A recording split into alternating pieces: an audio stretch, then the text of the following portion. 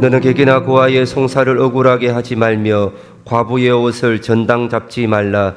너는 애굽에서 종되었던 일과 내 하나님 여호와께서 너를 거기서 속량하신 것을 기억하라.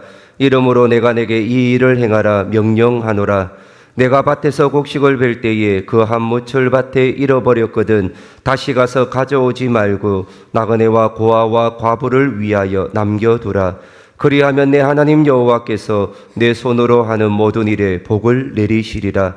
내가 내 감람나무를 떤 후에 그 가지를 다시 살피지 말고 그 남은 것은 객과 고아와 과부를 위하여 남겨두며 내가 내 포도원의 포도를 딴 후에 그 남은 것을 다시 따지 말고 객과 고아와 과부를 위하여 남겨두라. 너는 애굽 땅에서 종되었던 것을 기억하라. 이러므로 내가 내게 이 일을 행하라 명령하노라. 아멘. 할렐루야. 예, 주일 예배에 나오신 여러분 사랑하고 축복합니다. 예, 오늘도 이 예배 가운데 성장 하나님의 한량없는 은혜와 능력이 강력하게 임하는 은혜의 시간이 되어질 수 있기를 소망합니다. 우리 옆에 분에게 한번 이렇게 인사했으면 좋겠습니다. 하나님을 사랑합니다. 축복합니다.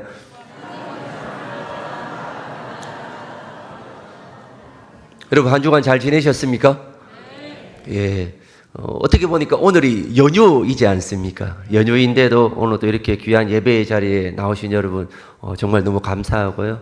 또 우리 교회는 늘 8월 15일이 공휴일이지만은 그날 선교 캠프로 항상 섬기고 있다라는 것 또한 너무 감사한 은혜인 것 같습니다. 혹여나 예배드리는 분 가운데 선교 캠프 한 번도 참석하지 못했다, 내년에는 꼭 한번 참석해 보시면 하나님의 놀라운 은혜가 임하게 될 줄 믿습니다. 금요일날 선교 캠프를 하고 난 다음에 제가 어제 깜빡 잊었지 않습니까? 오늘 월요일인 줄 알고 예, 금요일 하루 종일 교회에 있다가 토요일날 잠깐 오늘 월요일이시라고 생각했는데 아니더라고요. 토요일이더라고요. 예, 그럼에도 불구하고 또 오늘 또 예배 자리에 나오신 여러분 얼마나 감사합니까? 예, 오늘이 우리가 8.15 광복 80주년 기념주일을 지키는 오늘 예배로 저희가 드리고자 하는데요. 오늘 말씀의 제목은 기억해야 합니다라는 제목으로 함께 은혜를 나누어 보고자 합니다. 한번 따라해 보겠습니다. 기억해야 합니다. 여러분 지금 이야기하고 있는 나라가 어느 나라인지 한번 맞춰 보시길 바랍니다. 여권 파워 전 세계 2위. 여기서 말하는 여권, 우리 패스포트 있지 않습니까? 여권 파워 전 세계 2위, 군사력 전 세계 5위, 경제 순위 10위, 인구 5천만 명 이상 시 전 세계 6위, 세계 수출 순위 5위, 무역 수지 4위, 글로벌 영향력 전 세계 6위. 어느 나라일 것 같습니까? 우리나라 맞습니까? 저도 이거 이야기하면서 우리나라 맞나 싶을 정도입니다. 2025년 7월 현재 순위입니다. 당시 우리가 일제강점기 시대를 한번 돌아가 보십시다. 그때에 세계 최대 빈국 중 하나가 대한민국이었습니다. 근데 이런 나라가 오늘 보니까 여권만 가지고 가면 이 파워, 아무 생각도 없었던 이 여권이 전 세계 영향력 2위. 얼마나 대단합니까? 이런 나라가 되었다라는 것이지요. 여러분 정말 대단하지 않습니까? 사실 이렇게 된 것은 전적인 하나님의 은혜인 줄 믿습니다. 정말 잘 사는 대한민국이 되었습니다. K문화, K팝, K푸드 얼마나 놀랍습니까? 하나님께서 이런 도구로 통하여 선교 현장에 가면 너무나 쉽게 접근을 할 수가 있습니다. 이 말은 이런 영향력을 주었다라는 것은 우리로 통하여 하나님의 복음의 역사를 이루어가는 도구로 삼았다라는 것을 꼭 기억해야 할 줄 믿습니다. 오늘이 바로 광복 80주년 기념주일입니다. 광복의 뜻은 빼앗긴 주권을 도로 찾는다라는 뜻입니다. 그리고 영예롭게 회복한다라는 의미도 있습니다. 주권을 회복하고 나라를 회복하고 잃어버렸던 신앙의 자유를 회복하는 것. 이것이 바로 1945년 8월 15일이었던 것이지요. 여러분, 과거를 기억하고 기념하는 것은 너무나 중요합니다. 여러분, 과거가 없이 현재가 있을 수가 없습니다. 우리 부모님 세대, 우리 할아버지 할머니 세대, 복음의 역사를 이루가기 위하여 그 큰 핍박과 어려움 가운데서도 복음 들고 날마다 무릎으로 기도하였던 우리 믿음의 신앙의 선배님이 계셨기 때문에 이런 놀라운 은혜를 내가 누리고 있는 줄 믿습니다. 제가 이번에 설교를 준비하면서 여러 자료들을 좀 살펴보았습니다. 그래서 우리나라 글로벌 전체적인 순위는 좀 어떠한지, 그리고 기독교 제가 역사 가운데 초기 이 일제강점기 시대에 교회는 과연 어떤 역할을 하였고 어떤 사건들이 있었고 어떻게 역사에는 남겨져 있는지를 좀 자세하게 살펴보는 한 주였습니다. 그 중에서 하나님께서 느낀 것은 참으로 대한민국을 사랑하시구나라는 다시금 한 번 더 느끼게 되었습니다. 그리고 이렇게 사랑하실 수밖에 없었던 이유를 발견하였습니다. 여러분, 기독교가 이 땅에 들어온 이후에 믿는 자들을 통하여 믿음의 그리스도인들을 통하여 이루어 가시는 일들이 기독교 역사에 이렇게 많이 나오지 않습니까? 근데 그 역사를 볼 때에 사회적으로나 모든 것을 볼 때에 기독교인들이 주도적으로 많은 일들을 감당하였고 대한민국을 이끌어 왔음을 보게 됩니다. 곳곳에 참으로 많은 선한 영향력을 끼쳤던 것입니다. 여기에는 끊임없이 나라와 민족을 위한 기도와 울부짖음이 있었기 때문입니다. 이런 주도적인 영향력, 다시금 한 번 더 이 대한민국 안에 믿음의 그리스도인으로 통하여 이루어져 나아가야 될 줄 믿습니다. 이 일 우리가 감당해야 되지 않겠습니까? 그 옛날에 그 작은, 나중에 우리가 퍼센테이지도 한번 살펴볼 건데요. 지금보다 10분의 1도 못한 기독교인들이 온 나라를 이끌어 갈 수 있었던 그 믿음의 영향력. 다시금 우리 교회가 이 일들을 감당해야 될 줄 믿습니다. 지금도 동일한 줄 믿습니다. 지금도 여전히 무릎 꿇는 자들을 통하여 이 나라 이 민족으로 이끌어 가시는 분이 하나님이심을 신뢰하며 나아가는 믿음의 그리스도인으로 통하여 이루어 가야 될 줄 믿습니다. 오늘 광복절 기념주의를 통하여 이것을 너희가 잊지 말고 꼭 기억해라. 너희도 이런 삶을 살아내라라는 하나님의 명령이기도 합니다. 이 명령에 순종하여 곳곳에 선한 영향력을 끼칠 수 있는 믿음의 그리스도인이 되어질 수 있기를 원합니다. 여러분, 오늘 본문의 말씀도 마찬가지입니다. 오늘 본문의 말씀을 자세히 들여다보면 결국 너희가 출애굽한 것이 너희의 힘이었더냐, 너희의 계획이었더냐, 전적인 하나님의 은혜임을 잊지 말고 기억하라라는 말씀이 오늘 본문의 말씀입니다. 여러분, 성경에 기억하라라는 말이 참으로 많이 나옵니다. 몇 번 나오시는지 혹시 아십니까? 일부 예배 들으신 분 혹시 기억하십니까? 네, 기억하시는데 대답을 못 하시는 것일 수도 있습니다. 네, 성경에 기억하라라는 단어가 무려 226번이나 나옵니다. 굉장히 많이 나오지 않습니까? 감사하라라는 단어는 혹시 몇 번 나오신지 아십니까? 제가 이거 한번 설교를 한번 했는데요. 1년 365일. 매일의 감사. 성경에 몇 번 나올 것 같습니까? 365번 나옵니다. 감사하라는 것이. 네. 근데 이것과 비교할 만큼 기억하라라는 단어가 226번이나 나오고 있습니다. 여러분, 이것을 보면 반대로 한번 생각해 보면 우리가 참 많이 잊어버리고 있음을 반증해 주는 말씀입니다. 금방 잊어버립니다. 하나님의 은혜로 이렇게 되었다라고 고백하지만 얼마 지나지 않아 무엇이라 말합니까?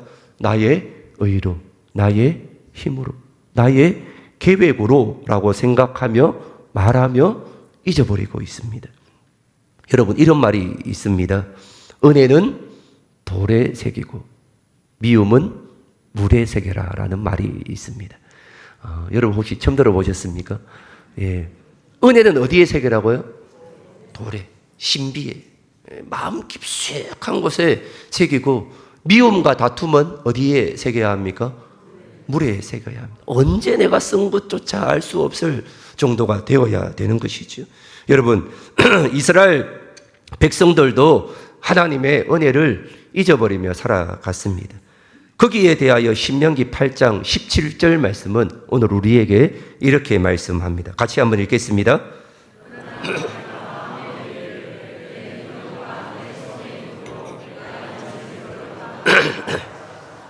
아멘. 그러나 내가 마음에 이르기를 내 능력과 내 손의 힘으로 내가 이 재물을 어떻게 합니까? 얻었다고 말하고 있습니다. 이것이 여러분 교만으로 가는 길입니다. 우리도 이런 실수, 이런 고백을 할 때가 있습니다. 내 능력, 내 힘, 내 수고, 내가 이 재물을 얻었다라고 착각하는 때가 있는 것입니다. 그래서 하나님은 다시 한 번 더 우리에게 분명하게 말씀하십니다. 신명기 8장 18절 말씀입니다. 같이 한번 읽겠습니다. 여호와를 기억하라. 그가 내게 재물 얻을 능력을 주셨음이라. 이같이 하심은 내 조상들에게 맹세하신 언약을 오늘과 같이 이루려 하심이니라. 아멘. 무엇이라 말씀하고 있습니까? 이스라엘이 누릴 모든 것을 누가 주셨다고요? 하나님이 주신 것이다. 하나님이 재물을 얻을 능력을 주셨다. 착각하지 마라. 이렇게 하신 것은 하나님께서 무엇을 보셨기 때문입니까? 아브라함과 이삭과 야곱에게 맹세하신 언약을 이루려고 하신 것이다 라고 말씀하고 있습니다. 여러분, 이것을 기억하고 명심해야 합니다. 여러분, 잊지 마셔야 합니다. 이것을 되새기며 지금의 이 자리에 어떻게 내가 있게 된 것인 줄 믿음의 눈으로 보셔야 된다라는 것이지요.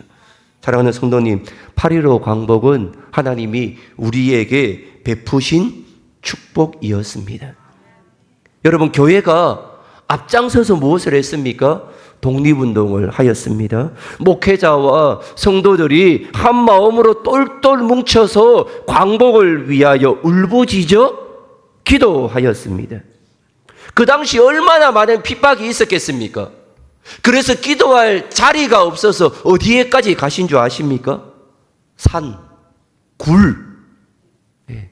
이때부터 산기도, 굴에 들어가서 기도하였던 것이죠. 밤낮으로 부르짖는 기도를 들으시고 광복의 기적을 베풀어 주셨던 것입니다. 여러분, 이스라엘의 광복도 부르짖음에 대한 응답이었듯이 대한민국의 광복도 성도들의 부르짖음에 대한 결과였던 것입니다. 그렇다면 여러분, 오늘 우리가 해야 할 일이 어떤 것입니까? 나라와 민족을 위하여 세운 지도자를 위하여 밤낮 없이 기도해야 될 때가 아닙니까?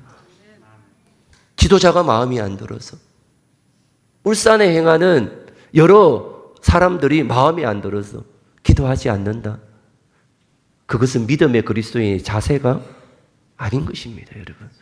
그럴 때마다 더 많이 기도하셔야 합니다. 저 사람으로 통하여 하나님의 놀라운 역사가 임하게 해달라고 기도해야 되는 것이지요. 사랑하는 성도님, 일제강점기에 가장 큰 핍박과 어려움을 겪었던 곳이 어디였습니까? 교회였습니다.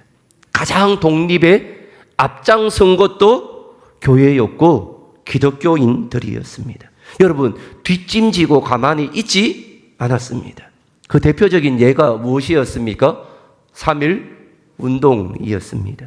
그래서 일제 36년 핍박 가운데 교회를 무너뜨리고 조직을 와해하고 하나님을 기억하지 못하도록 온갖 핍박을 가하였던 것입니다.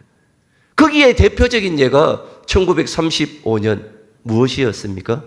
신사 참배였던 것입니다.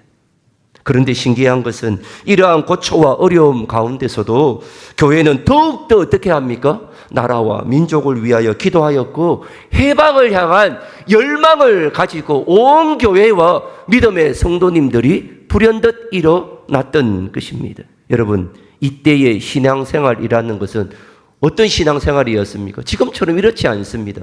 목숨을 건 신앙생활이었던 것입니다. 지금 생각해 보면 우리가 신앙생활을 이렇게 편하게 할 수 있는 것, 하고 싶은 대로 할 수 있는 것은 우리의 신앙의 선배님들의 그 피 흘림, 그 기도, 그 눈물의 대가였던 것입니다. 그렇기에 여러분 이것을 기억하고 잊지 말아야 합니다. 그리고 더 중요한 것은 그렇기 때문에 이 예배의 자리, 이 기도의 자리, 이 섬김의 자리가 얼마나 귀한지를 되새겨 보아야 되는 것입니다. 그냥 한 주 안 가면 되지라는 이런 마음이 아니라 이 시간이 얼마나 귀한지를 안다라면 이 시간을 온전히 지켜 나가실 수가 있는 것이죠. 그렇게 여러분, 이 해방은 전적인 하나님의 은혜였고 부르짖음에 대한 응답이었던 것입니다. 여러분, 그래서 우리는 더 많이 기도해야 합니다. 그리고 기도하는 자들을 통하여 특별히 일제 당시 기독교인들을 통하여 놀라운 일들을 감당하게 하였습니다. 이러한 일들이 일제 강점기 시대에 수많은 기독교인들을 통하여 나타난 일들이 기록에 여러 자료에 남아 있습니다. 특별히 오늘 말씀을 준비하면서 제가 일제 강점기 시대의 기독교 역사를 살펴보던 중에 국사편찬위원회 자료를 제가 한번 보게 되었습니다. 아, 옛날에 이런 일도 있었나라고 생각 들 정도로 엄청난 일들이 있었는데요. 이것이 국사편찬위원회에 나온 자료를 일부 한번 나누어 보겠습니다.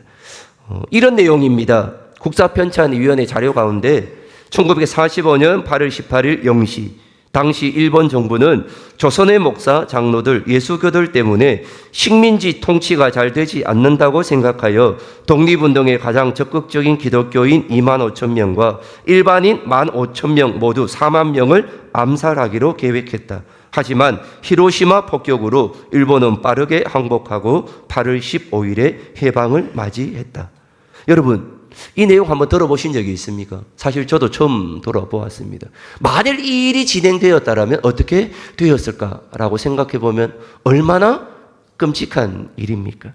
왜 이렇게 이런 계획을 꾸미게 되었습니까? 오늘 앞에 보니까 조선의 목사, 장로들, 예수교들 때문에 식민지 통치가 잘 되지 않았기 때문이다라고 말합니다. 그리고 그 이유를 더 자세하게 누가 말했는가 하면요, 제7대 조선 총독인 미나미 총독이 제국회의 때의 시정보고서에서 이렇게 말하는 기록이 남아 있습니다. 이렇게 말합니다. 조선에는 죽음을 두려워하지 않는 40만의 군대가 있는데 그것은 예수교도들이다. 이들을 제거해야 독립할 수 없다고 판단하였던 것입니다. 그래서 여러분 그런 음모를 꾸몄던 것입니다. 여러분, 당시의 인구가 2,400만 명입니다. 그렇다면 기독교인 40만 명, 몇 퍼센트입니까? 1.7%입니다. 1.6%가 되겠죠. 기독교 1900년부터 1945년도까지 대체적인 기독교 분포도는 2%였습니다. 근데 온갖 핍박, 어려움, 순교 이런 일들로 말미암아 점점 더 어떻게 됩니까? 줄어들었던 것이죠. 결국 1.7%. 이 기독교인들이 어떻게 했습니까? 나라를 움직였던 것입니다. 얼마나 대단합니까?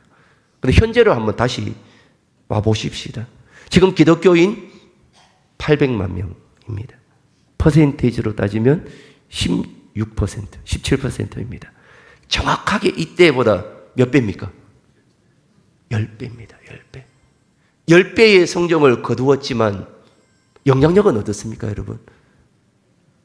그때하고 전혀 영향력을 끼치지 못한 상황 가운데 있음을 보게 됩니다. 그런데도 여러분, 이러한 암살의 음모에도 기적이 찾아왔던 것이지요. 그래서 여러분, 국사 편찬 위원 가운데 믿음의 그리스도인이 이런 말을 또 자료에 남겼던 것입니다. 어떤 내용인가 하면 이런 내용입니다. 제가 한번 읽겠습니다. 일제에 계획된 학살 음모가 이루어질 수 없는 사건으로 끝난 것은 우연이라고 말할 수 없다. 1945년 8월 15일 광복은 하나님의 은총이었다. 결국 인간의 역사는 하나님의 손안에 있음을 보여주는 것이다. 당시의 정치적 혹은 군사적 환경은 하나님의 뜻을 이루는 섭리적 환경이었을 뿐이다. 해방, 정치적 자유만이 아니라 영적인 해방, 곧 신앙의 자유가 주어지는 날이었다. 여러분, 저는 이 고백이 우리 믿음의 그리스도인의 고백이 되어야 된다라고 생각합니다. 여러분, 이 광복은 하나님의 은총이었습니다. 그리고 인간의 역사는 결국 누구의 손안에 있습니까? 하나님의 손안에 있습니다. 이것을 지금도 우리는 신뢰하셔야 되는 것입니다. 그리고 우리 주위에 일어나는 정치적, 군사적 환경은 여러분, 하나님의 뜻을 이루려는 섭리적 환경임을 믿음의 눈으로 보셔야 합니다.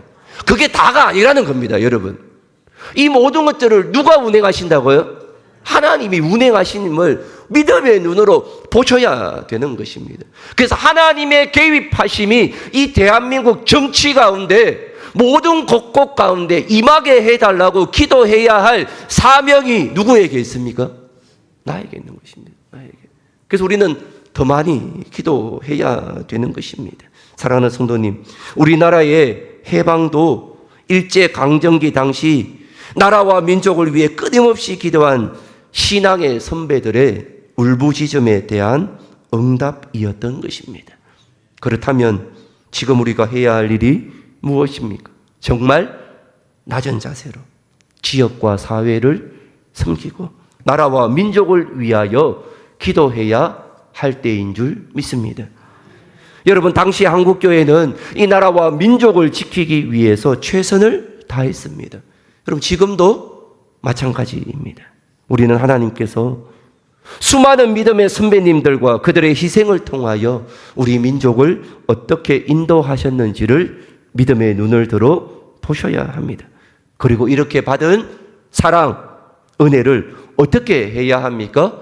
오늘 본문 말씀에 하나님은 이스라엘이 받은 사랑을 어떻게 하기를 원하십니까? 이웃에게 갚으라고 요구하고 있습니다. 즉, 우리에게 베푸신 사랑에 응답하라는 요청이었던 것입니다. 여러분, 사회에는 각기 다른 형편 가운데 있는 사람들이 있습니다. 다양한 개성, 다양성을 가지고 살아가는 집단입니다. 주변에는 항상 우리가 돕고 살펴야 할 어려운 사람들이 분명히 있습니다. 대표적으로 오늘 본문 말씀은 그 사람들을 누구라고 말합니까? 나그네와 고아와 과부라고 말하고 있습니다. 또는 사회적 약자들이 우리에게 있습니다. 사랑하는 성도님, 은혜를 잊고 진정 감사하는 사람은 같은 은혜를 다른 사람들에게 베풀 줄 알아야 합니다. 이 은혜를 다른 지역과 다른 나라에 베푸는 것이 곧 무엇입니까? 선교입니다. 다른 게 선교가 아닙니다.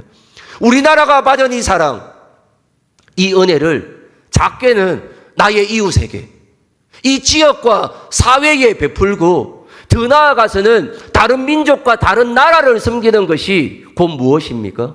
선교임을 알아야 되는 것이죠. 그렇게 여러분, 그 기억의 힘으로 현재 고통당하는 자, 죄 가운데 있는 자, 소외된 자들을 돌보실 수 있기를 소망합니다.